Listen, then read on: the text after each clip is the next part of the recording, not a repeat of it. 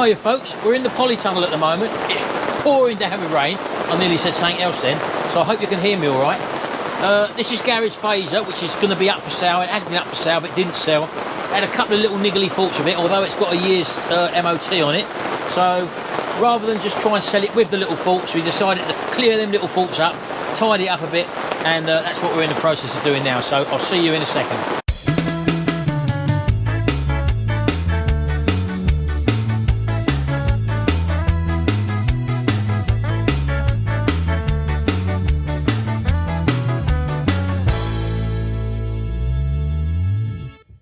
Right, but as I say, he advertised this and he got a couple of responses. One chap come round and he basically looked round it and said, oh, it's got these faults still with it and it's going to cost me more money to do that. So, cut a long story short, he didn't take the bike. But while it's been sitting here, he's decided to buy a couple of little bits for it. In other words, new fork seals, which we're in the process of doing now, and a couple of new body panels that was damaged. This was the side panel which goes on there, and as you can see, it was a bit scuffed up there. Now I could have repainted that or whatever, but that involves quite a bit of work just to do that. Then you've got to get the colour match right. And also the front mudguard, where's that, Gary? We also noticed, which we didn't realise at the time, that the front mudguard also had a split in it there, as you can see there. So again, it would have needed a repair, and again, colour matching and bodywork, stuff like that. So he went out and purchased another one in exactly the same colour as well. He's put the side panel on now, so that's now done. We've got the mudguard to put on. We've also got the front forks that are stripped down, and we've actually done one of the fork legs already. So this was the actual fork leg that was weeping on the MOT, and what we did with that, where's that bit of plastic? That was it. I actually made this up. Out of a plastic 2 litre fizzy drink bottle. I just cut a shape out like that, and we took off the dust caps and I inserted that down the inside of the seal. Can't do it now obviously because this is the dust caps put back on, and I went around the whole lot and pulled out some dirt that sits underneath the actual rubber seal that was there, and that stopped this one from leaking. But bearing in mind we did buy 2 seals, we decided to do both of them. This one's been done now. We're going to put this fork leg back on. This fork leg's been removed, so we're going to take that off, take that in the workshop and put a new seal in that at the moment. And the only other thing which we can't really do much about is the slight dent on the tank there, which we could get PDR'd out I suppose, but again it just depends how much more money he wants to throw at it. So that's the new panel that's on there. The new mudguard's going to go on there, and he's just going to slide this fork leg in now. That's the one with the new seal in now, so we're going to have a go at that. Just put a little smear of grease on the just on the inside of the headstock there, make it move a little bit better. Right, okay.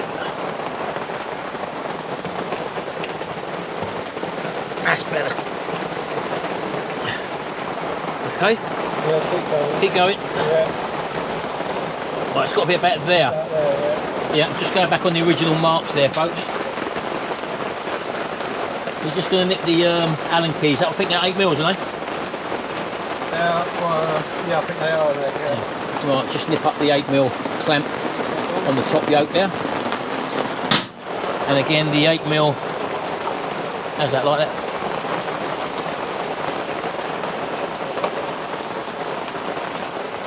That's it. They're only pinch bolts, these haven't got to be really tight, but obviously there is a torque setting for them, so if you're doing your own one, use your torque setting. There we go. So that's that fork leg in, and we put, I think it was 465 or 470 millilitres of oil, I think, wasn't it? 475, I think. And I think they say there's a 120mm gap between the top of the oil and the top of the fork leg, I think. But obviously, check your own specifications. So that one's in now. So we're going to have to take this one inside now and strip this one down before we can fit the new seal. So we're going to do that now. Is that 22mm? Yeah. So we're just going to take this 22mm nut off. Now, before we do that, I think we want to crack the other end. So let's spin that round the other side, because otherwise that releases the pressure on that in a bit, and it will start to spin. Right, hold on, I've got some new Allen keys for that, look. Okay. Yeah, long 3/8 Allen key set. I think it was an 8mm, wasn't it? yeah, get all that crap out of there. Yeah, underneath down there, folks, there's an 8mm Allen key head, and we need to undo that. Yep, so I've had to go out and buy these long Allen key kits because you really need a long one to get in there. And if you can get an impact drill on there, it works all much better. Oh, got it. Try and crack it first. Try and crack it first with the wrench. You have to get the 1/2 inch one, 3/8 one over there. These really ain't really powerful enough. I've got a 1/2 inch one, but I haven't got a 1/2 inch socket. These are 3/8 sockets. That's the reason why they're. So if we just crack that first with the 3/8 drive. Right, so I've just relocated this, so we put this in there just to crack that. There we go. So now we've cracked it, you see. Now we can get the walk gun on it, and hopefully we can get it right out. There we go. That's come out now. Oh, I pushed it while he was spinning that. I was pulling on it, so that's what helped with the tension. But as you can see there, we've got the oil coming out the bottom there. So we'll just get rid of that oil. It normally comes out the top, folks. It's only because we've undone that and taken it right out that we're doing it this way, unfortunately. There we go. And it also has got a little copper washer underneath it as well. So there you go.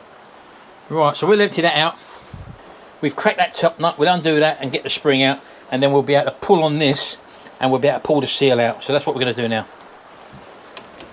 Right, so if I just undo that.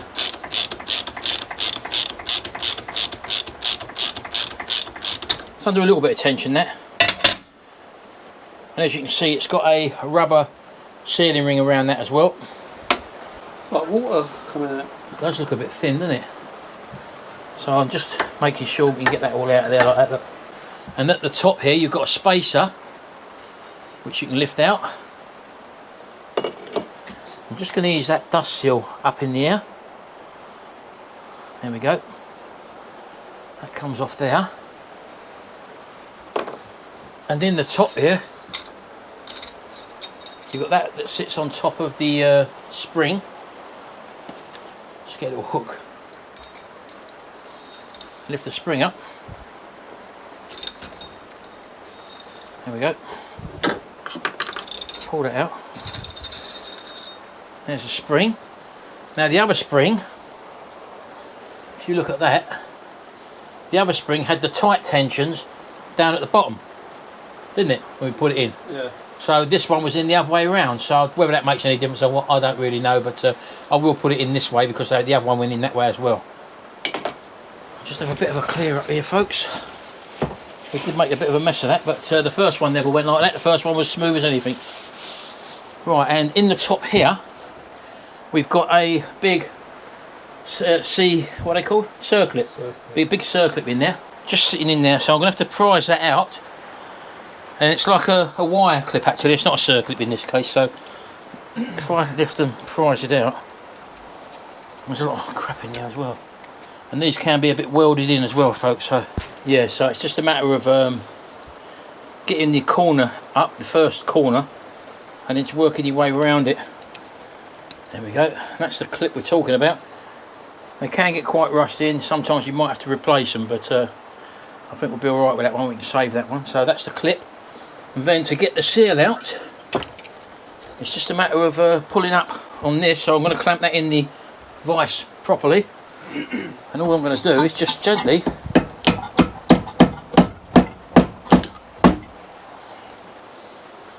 remembering you've still got something inside this shaft here, so like that. That's just shot forward there, so that's another bit that's got to go in the correct order. I'm just being aware that something else might shoot out there, so I'll just put a bit of that in there for the moment.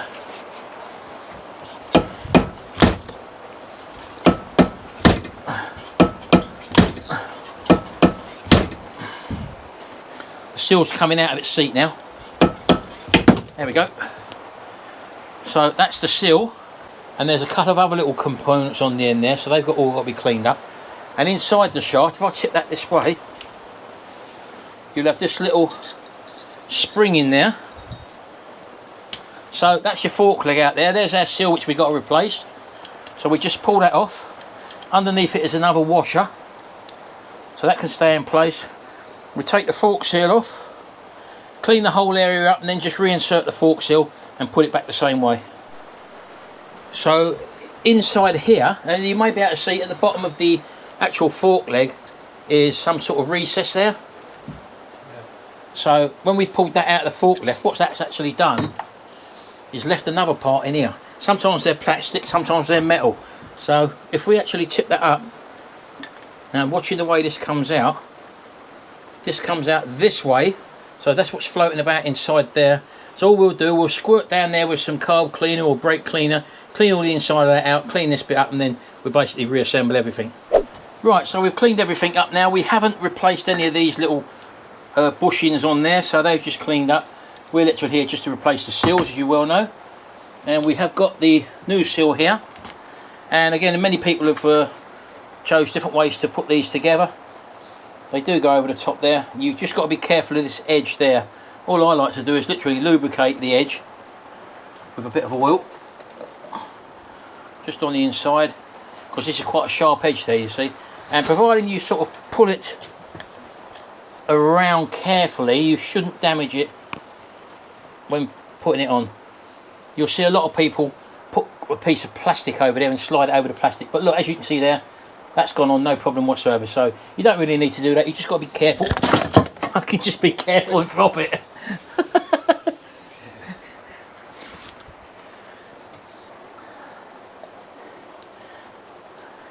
You've just got to feed it on and push it on the inside there, and as you can see how easy that went on. So I'll start again. You've just got to be careful when pushing it on, and that's gone on with no problems whatsoever. So that's the seal back on. We've then got to assemble the other pieces. Spring went underneath there like that, and then this dropped into the fork leg like that. So we know that's okay.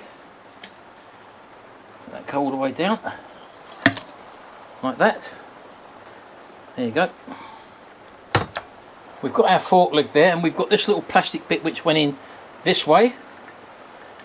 So that goes in like that, and then this bit drops inside our fork leg like thus. Now don't forget, we haven't pushed the seal in yet. Going to be doing that in a second. There we go, like that. Now what I have got here is a fork seal installer tool. I got this one from US Pro. This one's a 35mm to 55mm. It's adjustable for different types of fork legs. So what we have to do there, if I just leave that there for a second, but you're given this little collet here which slides over the top, and you've got this little slidable adjusters there, and they can adjust to your fork diameter. But these ones are actually alright where they are, to believe it or not, so that's okay. Then you've got the slide hammer, which you just sit around your forks like that. And what you basically do, once you've held that in place, you just basically gently tap until your fork's seal is gone in. And we have to knock that down until we can see our circlip groove, so we can put our circlip back in.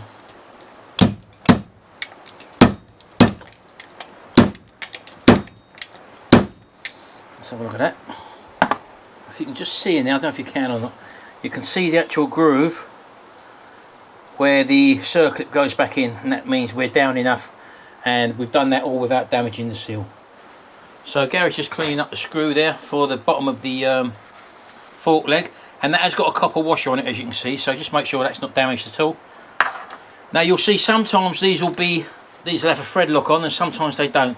In this case it hasn't got a thread lock, so I'm not going to be putting thread lock back on. So it'll whack that back in there.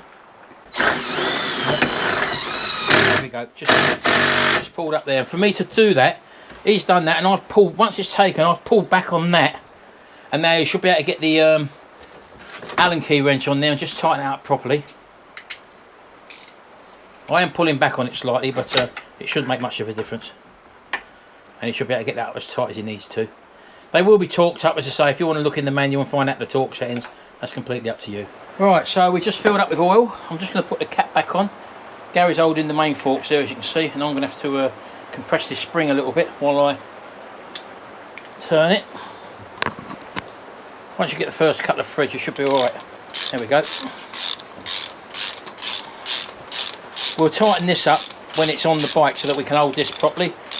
So I'll just nip it up as best as I can by hand. There we go. It's back out together.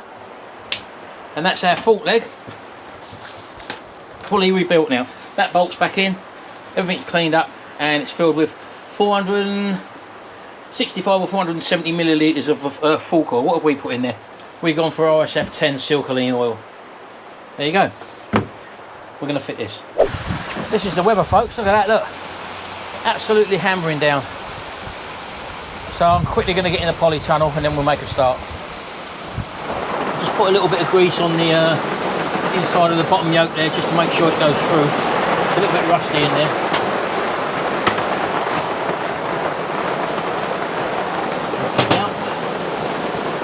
Right, let me try and push that up to you.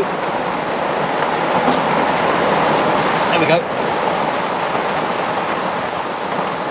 I'll tell you when it should be there. About there. Yeah, right there. Right, I'll hold the fork leg straight.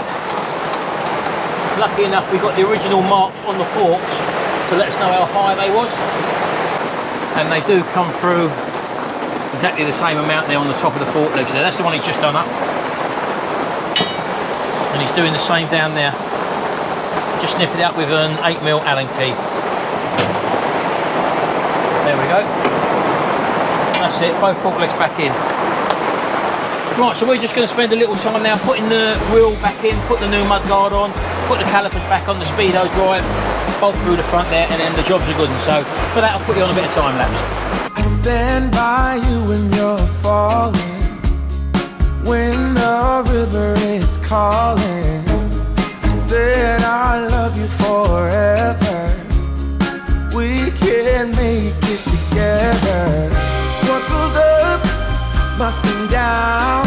There's lots of friendly faces all around, and nothing's ever lifting me higher than a touch. Right, virtually there now, folks. We've just putting the last wheel in the clamp. We've just done the big bolts up. We've done the caliper bolts up, the little cable holders for the brake pipes, and that's basically going to be it. So now there shouldn't be any problems at all now with selling this bike, because we've done most of the stuff, well, virtually apart from the tank, most of the stuff that needed to be sorted out. Well, there you go, folks. More work done on the Fazer. That will be going up for sale very soon. We was going to put this on Project Man's channel, as it was one of these projects, but he's not going to be going for about another 2 weeks. He's got himself a little job now, so he's going to be starting that, and then he'll find out exactly how many hours a day that he could dedicate to running our YouTube channel, or his YouTube channel. Yeah? So we'll leave you at that, folks. Hope you've enjoyed this little tinkering video on the FZ600 Fazer, and we'll see you in the next video, and until then, bye for now.